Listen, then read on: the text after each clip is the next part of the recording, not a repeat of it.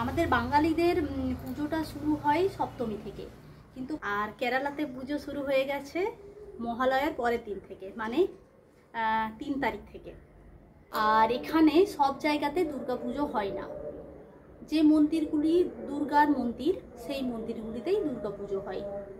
আর এখানে মাটির মূর্তি গড়ে আলাদা করে পুজো হয় না। মন্দিরে যে প্রতিষ্ঠিত দেবী আছেন সেই দেবীরই পুজো হয়। মন্দিরে সারাদিন এখন পাঠ চলছে, আপনারা শুনতেই পাচ্ছেন, এটা পাঠ হচ্ছে, ঠিক আছে। সারাদিন এরকম পাঠ চলবে। আর সন্ধ্যাবেলায় সন্ধ্যা আরতি, পুজো এরকম হবে। কোনো কোনো মন্দিরে খাওয়া দাওয়ারও ব্যবস্থা আছে, তো আমাদের এই গ্রামের মন্দিরে খাওয়া দাওয়ার ব্যবস্থা নেই। আর যেগুলো মানে কেরালায় যারা বাঙালি আছেন তারা বাঙালিদের মতো করে পুজো করেন। তো আমি এবছর যাচ্ছি ত্রিবান্দ্রমের যে বেঙ্গলি অ্যাসোসিয়েশন আছে তারা কেমন করে এখানে পুজো করেন সেটা আপনাদেরকে দেখাবো, আর সাথে সাথে কেরালার পুজোটাও দেখাবো।